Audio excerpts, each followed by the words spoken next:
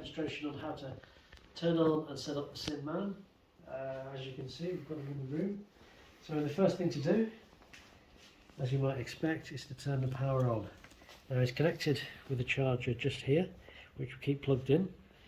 That keeps the batteries live and pumped up. And then to turn it on is to press the button here, and you'll hear it just give a little bit of a low hum. And then after a few seconds, up to a couple of minutes, you'll then say simulation started. Okay. So whilst we're waiting for that to happen, we turn on the separate monitors. So we have tablet kept on top of the anaesthetic machine with several programs, and we select patient monitor when the SimMan is ready.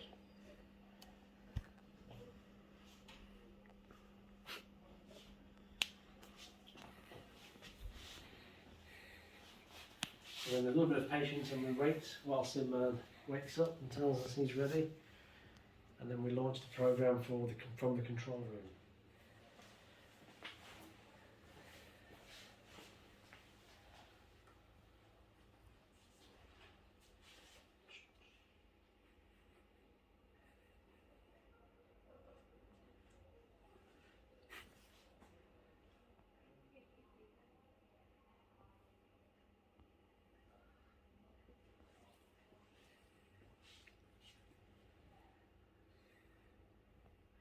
Simulator started.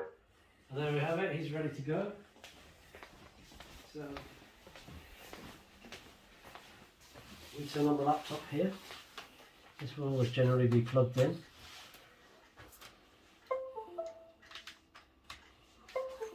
And we have two screens. We launch Ladle Simulator, and if it doesn't launch from here, sometimes the icon will be down at the bottom. So we'll close this and then do a launch. From here, this is the software which will drive the observations and the response of the SimMan.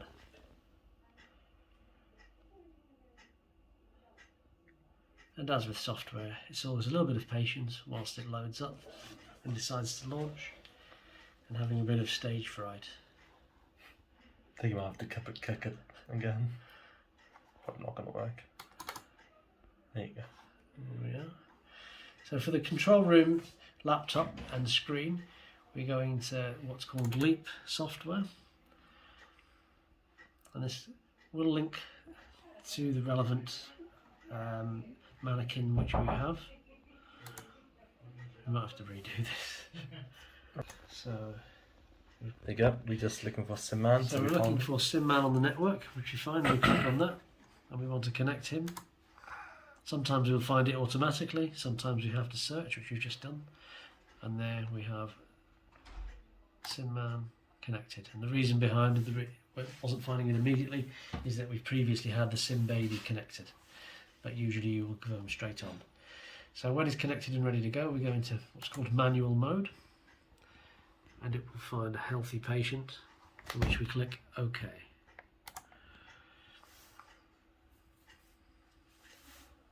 And takes a few moments to start up.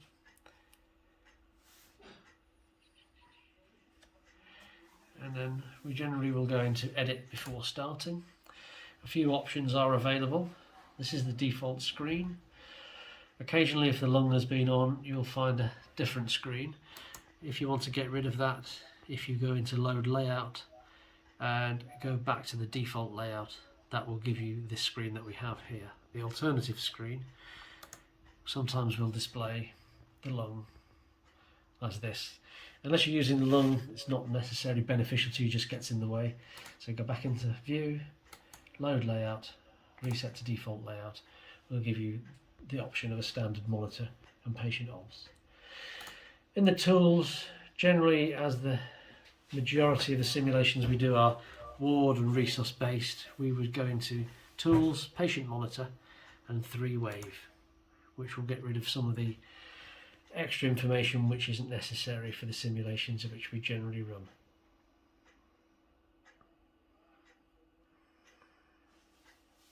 So then once this comes up, we go into main setup, shut down monitor and really shut down. This will give you the option then, your starting screen with 3-wave observation and blood pressure. And then we'll go and turn on the monitors in Simulation Suite.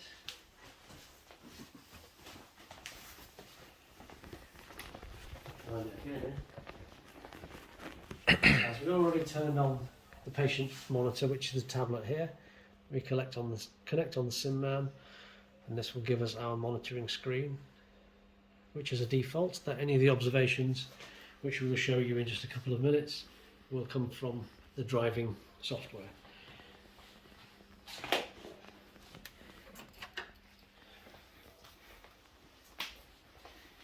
Likewise, we have a tablet which is usually kept in the debrief room, but for the purposes of demonstration we have it in the sim lab today. So we click on, once the software is open, patient monitor,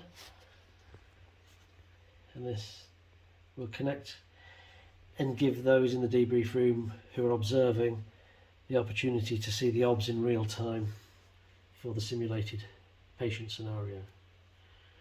Okay, now what I'm going to do is set up some obs on the laptop, and we will show you how that functions. Now, also occasionally as you might be able to hear an echo in the background, and this is the SimMan picking up volume. On the bottom bar there's a tab which has a speech bubble.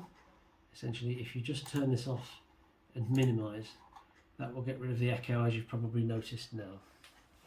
And then you can just adjust the observations that you want seen on screen in the sim lab and in the debrief room. So to click anything to start, you press the start play button here and adjust any observations that you wish to display. So I'm going to give them a heart rate of 103, and we're going to press play.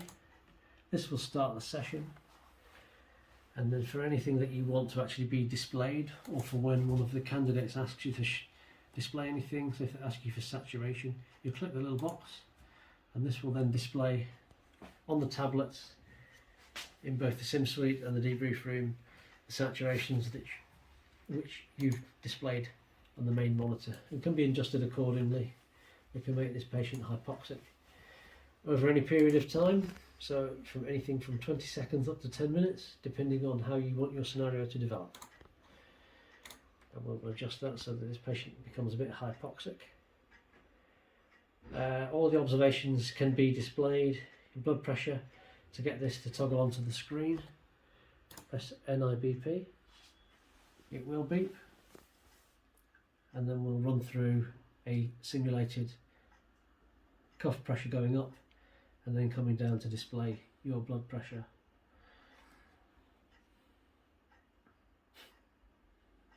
It's taking a bit of a time.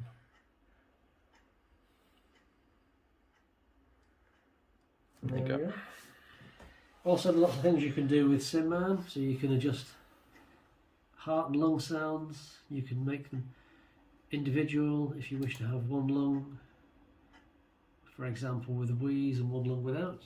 But if you want it universal, keep on the link. And more body sounds are available, so you can adjust the volume of sounds, and you can make them specific to particular lobes of the lung. And you can also make adjustments. For example, the eyes can be half open, they can be closed,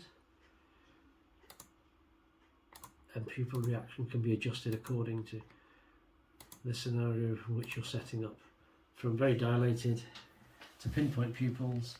And also you can take reaction off, and you can make the reaction unilateral or bilateral.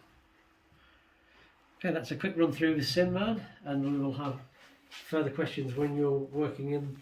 We'll be able to answer any questions which you might have for developing your scenarios using SimMan 3G.